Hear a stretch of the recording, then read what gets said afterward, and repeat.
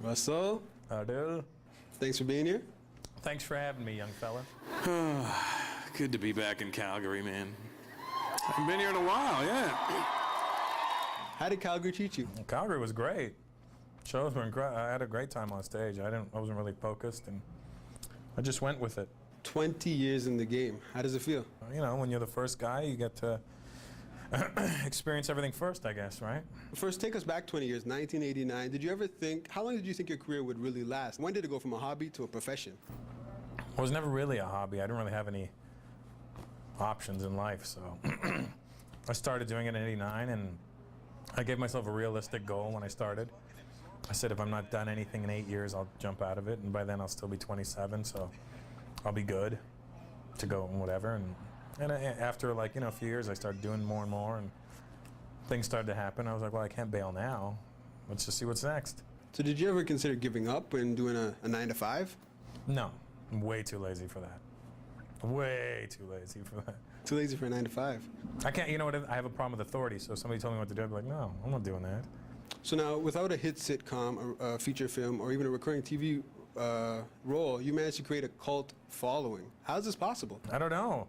I guess when the stars align, that's what happens, you know?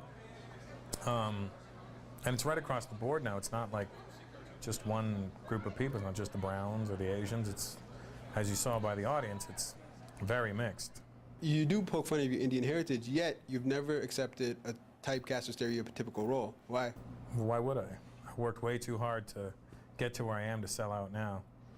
And there's a Malcolm X, I have a framed Malcolm X picture in my house, and it says, no compromise, no sellout, and I will always live by those words. What kind of roles have you been offered? You know, the 7-Eleven guy, the taxi driver. I was offered a role in The Guru, was that what it was? The Mike Myers movie? I'm like, Love Guru? yeah, no, yeah, is that what it was? Yeah. I don't know, but I wouldn't, terrible. I can't do that, man. White people, look at you, huh? It's good to see you. And I say that because you don't see white people much anymore, you know? What kind of advice would you give to young comics? Young comics, I will tell you, it's not a race. So stop looking for a finish line and stop running. You need to learn how to walk before you run, and don't start running until your legs are strong. So just get out there and work. You're going to be broke for a long time. You got to get used to being broke. I was broke for 15 years before I started making real money. So do what you got to do. Do your comedy at night and work a job during the day. I did. I worked in the mall. I worked in shoe stores. I did whatever I had to do, but I did it.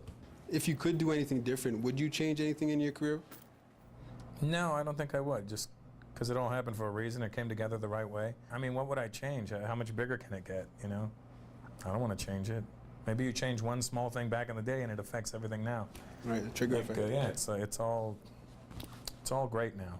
So all the sacrifices, all the bad gigs, all the crap money, all the promoters that ripped me off, I'm not mad at you. You made me what I am today. So what's next for you? What projects do you have on the go? Hopefully films. I got a project with Billy Crystal that we're working on right now. It's a romantic comedy. You and Billy Crystal? We're not together. We're not romantic together.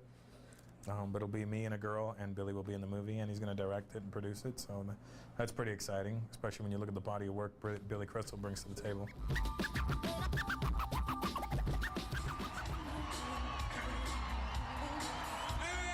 So lastly, if you had to summarize your career in a word or a few short words, how would you do it? My career, perseverance, hard work, and luck. Luck. Luck always plays a role.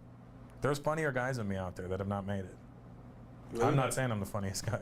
I may be the luckiest guy. Do you think you're the hardest working? Is that why? No, there's plenty of guys working just as hard, if not harder, but I mean, that's where the element of luck kicks in.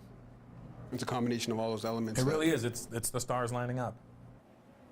Thank you, Russell. Thanks, Aadel.